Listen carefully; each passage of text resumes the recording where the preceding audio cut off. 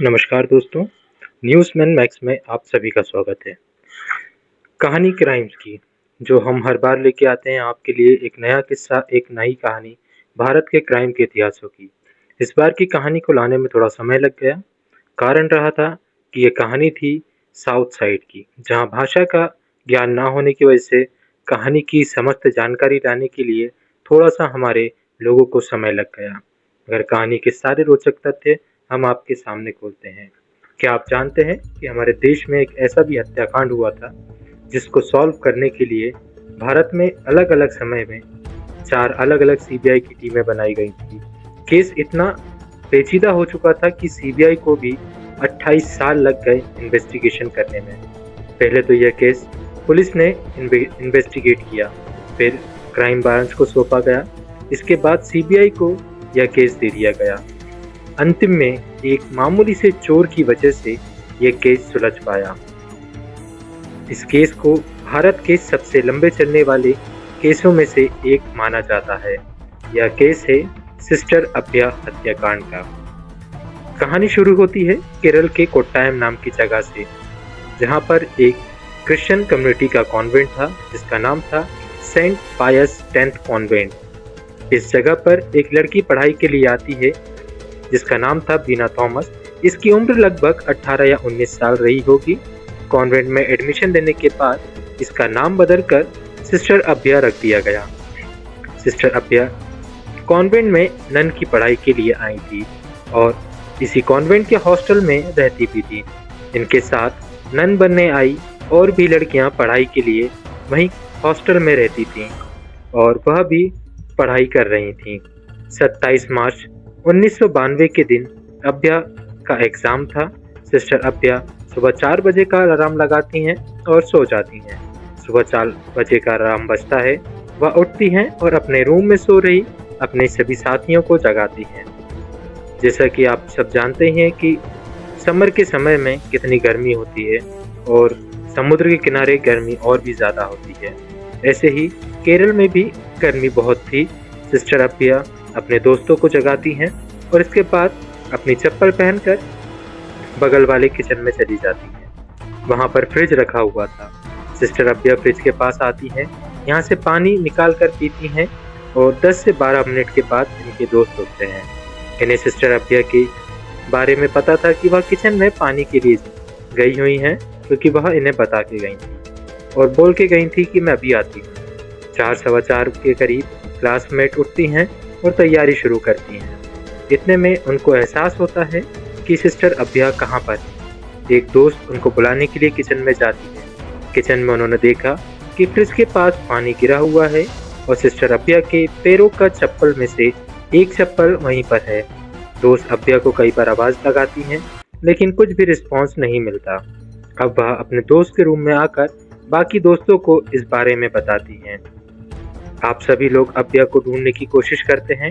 धीरे धीरे सुबह हो रही थी। बात कॉन्वेंट में फैलने लगी। सिस्टर अभया गायब हैं। इस हॉस्टल के कंपाउंड में एक कुआं भी था। उस कुएं के पास एक दोस्त जाती है। उसने वहां देखा कि अभया के दूसरे पैर का चप्पल पड़ा हुआ है। अब वह दोस्त कुएं में झांक कर देखती है और अंदर देखते ही उसके होश उड़ जाते हैं और वह चिल्लाकर अंदर की तरफ भागती है, क्योंकि कुएं के अंदर सिस्टर अभया की बॉडी थी। तुरंत पुलिस को फ़ोन किया जाता है। कोट्टायम वेस्ट की पुलिस वहां पर आती है। पुलिस ने भी कुएं में झांक कर देखा। इसके बाद फायर ब्रिगेड की टीम को बुलाया जाता है। अभया की बॉडी को निकालने के बाद फायर ब्रिगेड की टीम स्पॉट पर पहुंचती है। सुबह के 10 बजे तक बॉडी को कुएं से निकाल लिया गया था। इसके बाद बॉडी को ऑटोप्सी के लिए भेज दिया जाता है। किसी को कुछ समझ नहीं आ रहा था कि सिस्टर अभया यहाँ पर कैसे आई। इनको प्यास लगी थी। यह पानी पीने के लिए किचन में जाती हैं। मान लीजिए कि वहाँ पर पानी नहीं था तो यह किचन से कुएं के पास आती है, लेकिन फ्रिज के पास तो पानी गिरा हुआ था। इसका मतलब यह कि फ्रिज में पानी था। अब सवाल यह उठता है कि अभया के एक पैर का चप्पल किचन में फ्रिज के पास कैसे आया और दूसरा चप्पल कुएं के पास कैसे गया। यह बातें हो ही रही थी। अब कोट्टायम मेडिकल कॉलेज में सिस्टर अभया का पोस्टमार्टम किया जाता है। इनके सर पर चोट का निशान था। राइट साइड का कंधा छिल चुका था। पीठ पर भी खरोंचों के निशान थे, लेकिन सेक्सुअल असॉल्ट का कोई भी निशान नहीं मिला। वहां की लोकल पुलिस ने इन्वेस्टिगेशन किया और अपनी रिपोर्ट तैयार की। इसमें इन्हें कोई शक की चीज दिखाई नहीं दी। इन्होंने रिपोर्ट बनाया कि सिस्टर अभ्या की मौत कुएं में डूबने से हुई है। उनके शरीर पर चोटों के निशान डूबते टाइम आए थे। यह दुर्घटना थी। यह सारी बातें सुनने के बाद कॉन्वेंट की कोई भी नन इस बात को मानने के लिए तैयार नहीं थी। इसकी वजह तो मैं पहले ही आपको बता चुका हूँ कि फ्रिज में पानी था, तो सिस्टर अभ्या कुएं के पास क्यों जाएंगी? उनमें उनकी एक चप्पल फ्रिज के पास और दूसरी चप्पल कुएं के पास कैसे पहुंची? आत्महत्या का भी कोई चांस नहीं था। अगर वह कुएं में कूदने के लिए चाहती भी हैं, तो वह दोनों चप्पल पहनी हुई होती या फिर कुएं के पास ही अपनी दोनों चप्पल उतार देती। क्राइम सीन को देखकर लग रहा था कि किसी ने सिस्टर अभ्या को किचन से घसीटकर कुएं में ले जाकर फेंक दिया है। पुलिस की रिपोर्ट कॉन्वेंट के सिस्टर के मन को संतुष्ट नहीं कर पाई। इस वजह से करीब 67 नन ने मिलकर एक लेटर लिखा, इस पर साइन किया और केरल के चीफ मिनिस्टर के पास भेज दिया गया। इसमें उन्होंने लिखा कि लोकल पुलिस के इस केस को इन्वेस्टिगेशन ठीक से नहीं किया जा रहा है। इस केस को सीबीआई को ट्रांसफर करना चाहिए। केरला गवर्नमेंट ने लेटर को एक्सेप्ट कर लिया, लेकिन केस को सीबीआई को नहीं दिया। यह केस ट्रांसफर किया गया केरला के क्राइम ब्रांच में। मार्च 1992 का कांड हुआ था और अप्रैल में लोकल पुलिस से इस केस को लेकर क्राइम ब्रांच को ट्रांसफर कर दिया गया। क्राइम ब्रांच अपनी इन्वेस्टिगेशन करती है। इनका भी यही कहना था कि सिस्टर अभ्या की मौत कुएं में डूबने से हुई है। कोई भी इसे मानने को तैयार नहीं था, क्योंकि वहां की परिस्थितियां ही कुछ ऐसी हो गई थी। क्राइम ब्रांच पर आरोप लगाया गया कि इन्होंने सिस्टर अभ्या के केस के सबूतों के साथ छेड़छाड़ किया है और जबरदस्ती आत्महत्या बताया गया है, जबकि यह आत्महत्या नहीं बल्कि हत्या है। उस दिन यानी 27 मार्च की सुबह 4 बजे एक चोर कॉन्वेंट में चोरी करने आया था। इसके चोरी का टाइम सुबह 3 से 5 बजे के बीच होता था, क्योंकि इस समय लोग गहरी नींद में होते थे। उसने उस समय एक अजीब चीज देखी। कॉन्वेंट की एक नन और 2 फादर साथ में थे। सुबह 4 बजे के समय था और इस तरह की चीज बहुत हैरान करने वाली थी, क्योंकि दोनों फादर का डिपार्टमेंट तो दूसरी तरफ था। इनका यहाँ पर कोई भी काम नहीं था और वह भी इस समय तो बिल्कुल भी नहीं। इतने में सिस्टर अभ्या की एक दोस्त बोलती है कि इन्होंने भी उसको देखा है। आधी रात को सिस्टर अभ्या ने एक बार बताया था कि उसने भी इन तीनों को एक साथ देखा था और वह भी आपत्तिजनक हालत में। हो सकता है कि इस बार भी सिस्टर अभ्या ने देख लिया था। जब इन तीनों की नज़र उसके ऊपर पड़ गई होगी, तो पकड़े जाने के डर से उन्होंने सिस्टर अभ्या को मार डाला और कुएं में फेंक दिया। धीरे धीरे ये केस बढ़ता जा रहा था। अब 1993 में केरला गवर्नमेंट ने इस केस को सीबीआई को सौंप दिया गया। अब यहाँ से एक रियल स्टोरी शुरू होती है। आप जरा ध्यान से सुनिएगा और सभी तारीखों पर भी ध्यान दीजिएगा, क्योंकि आगे चलकर इसी तारीखों में सारे रहस्य छुपे हैं। 29 मार्च 1993 को सीबीआई इस केस को एफआईआर दर्ज करती है और अपनी इन्वेस्टिगेशन शुरू करती है। यह सीबीआई की पहली टीम थी। इस टीम को लीड कर रहे थे वर्गीस पी थॉमस। 30 दिसंबर 1993 को मिस्टर थॉमस अपनी सीबीआई की सर्विस से रिजाइन कर देते हैं। वैसे इनको अपनी सर्विस में 7 साल बचे थे रिटायरमेंट के लिए, लेकिन इन्होंने रिजाइन कर दिया। 19 जनवरी 1994 को मिस्टर थॉमस केरला के कोचिन में एक प्रेस कॉन्फ्रेंस बुलाते हैं कि क्यों उन्होंने सीबीआई से रिजाइन किया। यह कहते हैं कोचिन यूनिट के सीबीआई के सुपरिटेंडेंट इनके ऊपर दबाव दे रहे थे कि वह सिस्टर अभ्या की मौत को आत्महत्या बताएं, लेकिन उन्हें लगता था कि यह मर्डर है। मिस्टर थॉमस ऐसा करने से मना कर देते हैं और अपने सर्विस से रिजाइन कर देते हैं। इस प्रेस कॉन्फ्रेंस के बाद सिस्टर अभ्या का केस बेकाबू आग की तरह पूरे देश में फैल गया था। इस केस के बारे में अब केरला स्टेट असेंबली में भी बातें होने लगी, पार्लियामेंट में भी बहस होने लगी। इसके बाद केरला हाई कोर्ट में एक रिट पिटीशन सबमिट किया गया। हाई कोर्ट के आदेश दिया कि सुपरिटेंडेंट को इन्वेस्टिगेशन से और कोचिन सीबीआई यूनिट से हटा दिया जाए। 3 जून 1994 को केरला स्टेट के सभी एमपीज ने भी सीबीआई के डायरेक्टर को एक पिटीशन भेजा था कि सुपरिटेंडेंट को हटाने के लिए सीबीआई के डायरेक्टर कोर्ट के आदेश और एमपी के पिटीशन पर ध्यान दिया और सुपरिटेंडेंट को हटा दिया। 1993 में पहली सीबीआई की टीम इन्वेस्टिगेशन करती है। 7 अप्रैल 1995 को सिस्टर अभ्या की हाइट का एक पुतला लिया जाता है और उस पुतले को कुएं में फेंककर क्राइम सीन को रिक्रिएट किया जाता है। 17 अप्रैल को इस टेस्ट की रिपोर्ट सीबीआई को भेजी जाती है। डॉक्टर ने इस रिपोर्ट को तैयार किया था। इस डमी पर वो सारी इंजरीज थी जो डूबने से हो सकती थी और सिस्टर अभ्या की बॉडी पर भी थी, लेकिन सिस्टर अभ्या की बॉडी पर इसके अलावा कुछ और भी इंजरीज थी। डॉक्टर अपनी राय में कहते हैं कि इस केस में मर्डर वाले एंगल को नजरअंदाज नहीं कर सकते। सीबीआई इन्वेस्टिगेशन कर रही थी।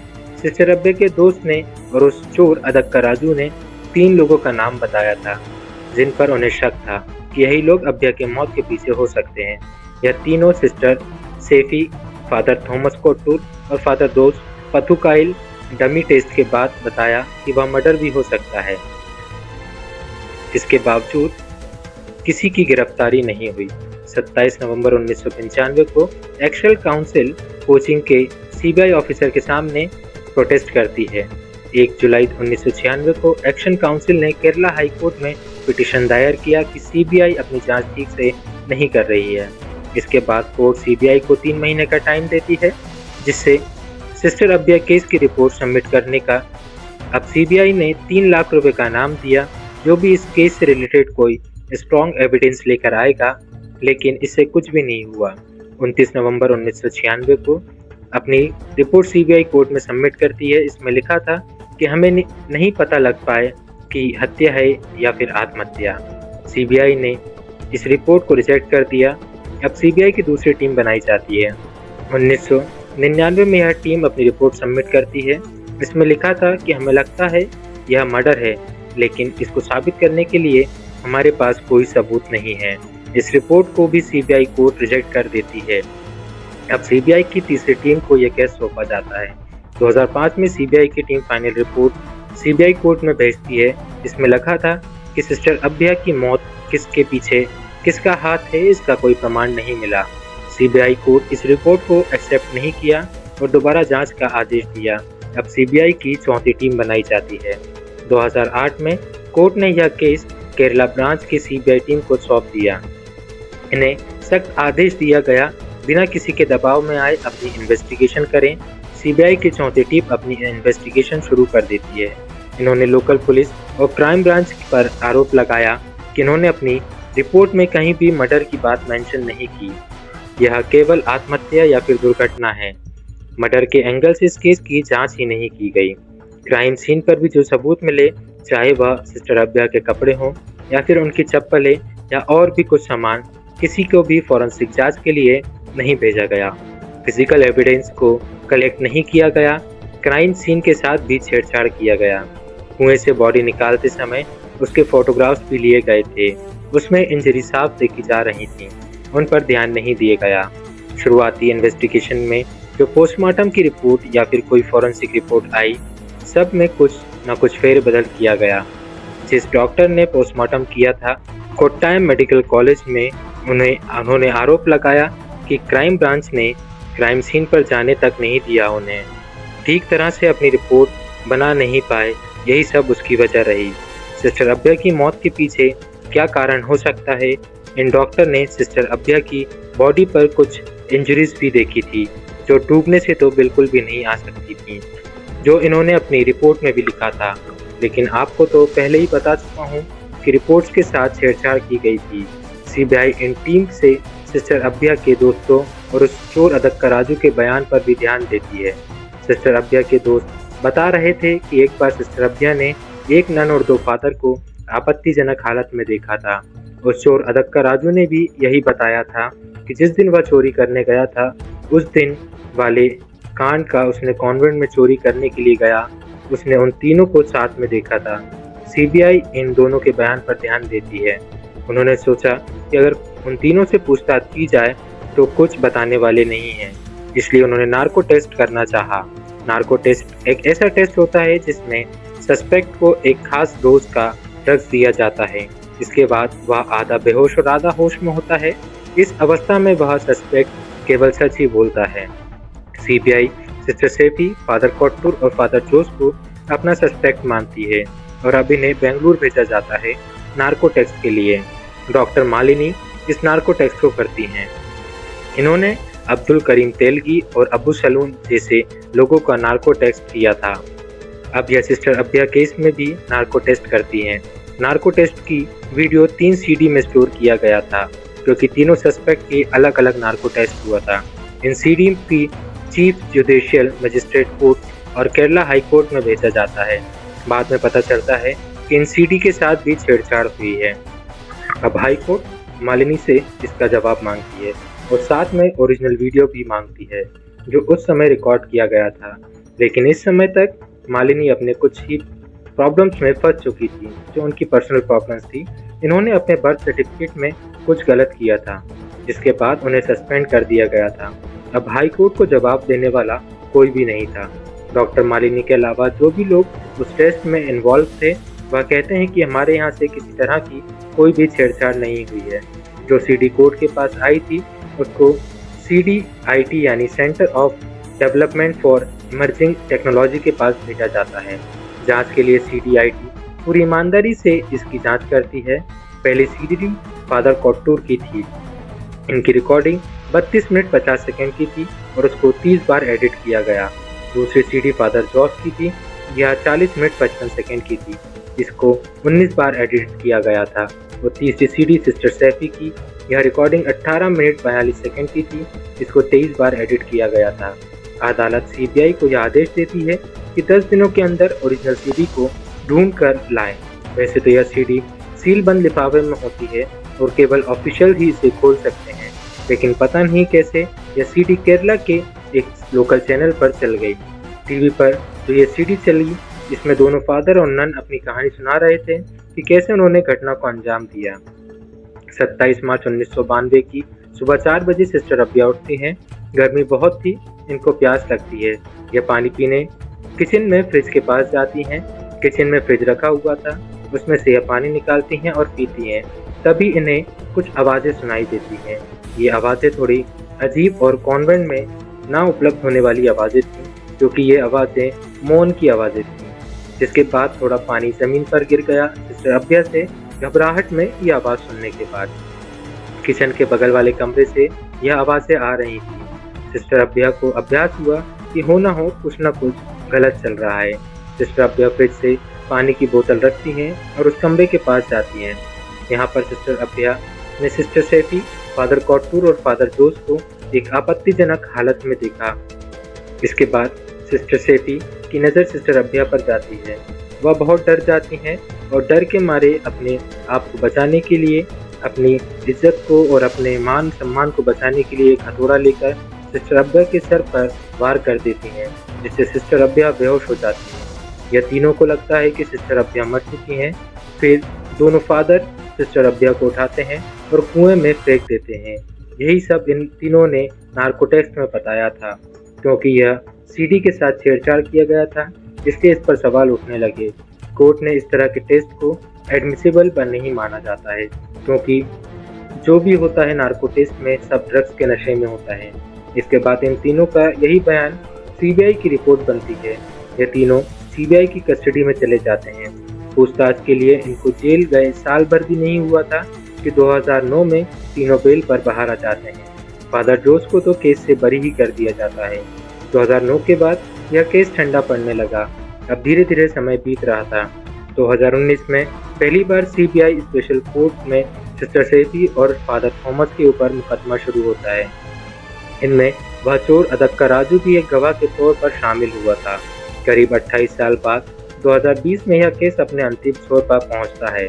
22 दिसंबर 2020 को CBI कोर्ट ने सिस्टर सैफी और फादर कोट्टूर को आजीवन कारावास की सजा दे दी। साथ ही इन पर 5 लाख रुपए का फाइन भी लगाया गया। CBI कोर्ट ने अदक्का राजू के बयान को मुख्य बताया। इसके बाद ही इन्हें सजा मिल पाई। तो अब ये कहानी खत्म होती है और इस कहानी के साथ ही कुछ पहलू पर हम नज़र भी डालते हैं। यह तो एक ऐसी कहानी थी जो सामने आई, जिसके साथ सिस्टर सैफी को इंसाफ मिल सका। लेकिन कॉन्वेंट की नन सभी ने मिलकर ये लड़ाई लड़ी और ऐसे कई किस्से हैं जो कभी बाहर ही नहीं आ पाए। अगर इन सभी को सिस्टर की सर्च हिस्ट्री, इंटरनेट हिस्ट्री देखें, जो भी इन कॉन्वेंट्स में होती है, जो सिस्टर बन चुकी हैं, जो किसी गरिमामय पद पर बैठी हुई होती हैं, उसमें से 80% सिस्टर्स की ऑन वीडियो हिस्ट्री सर्च करते हुए पाई जाते हैं। ये सभी एक हमारी सर्च हिस्ट्री के द्वारा, हमारे सूत्रों के द्वारा जानकारी प्राप्त हुई है। कई देशों में जब पीड़ित ने एफआईआर दर्ज करने की कोशिश की है तो उनको या तो डरा धमका दिया जाता है, या फिर अगर कोई जोर जबरदस्ती करके अपनी बातों पर अगर एफआईआर दर्ज भी करता है तो 24 घंटे के अंदर ही एक ऐसी रिपोर्ट आती है कि संबंधित फादर जो भी फादर जिस पर केस दर्ज हुआ है वह मेडिकली डिनाइड कर दिया जाता है कि वह इस योग्य ही नहीं है कि वो इस प्रकार का कोई कार्य कर सके। कई केस इसमें है जिसमें कई फादर्स अलग अलग शहरों में अपना परिवार बसा कर बैठे हैं और जिस शहर में वो फादर बने होते हैं वहाँ पर सफ़ेद चोला पहन के आराम से वहाँ के भोले भाले लोगों को बेवकूफ़ बनाते हैं, धर्म का प्रचार करते हैं और अलग शहर में अपनी फैमिली के साथ जीवन यापन भी करते हैं। ऐसे अनेकों किस्से अनेक फाइलों में बंद हैं जिन पर पैसा और पावर का अच्छा खासा दबाव बना हुआ है और कोई भी अगर इनके खिलाफ जाता है तो उसके ऊपर कोई ना कोई केस लगाकर या किसी न प्रकार से उनको दबा दिया जाता है।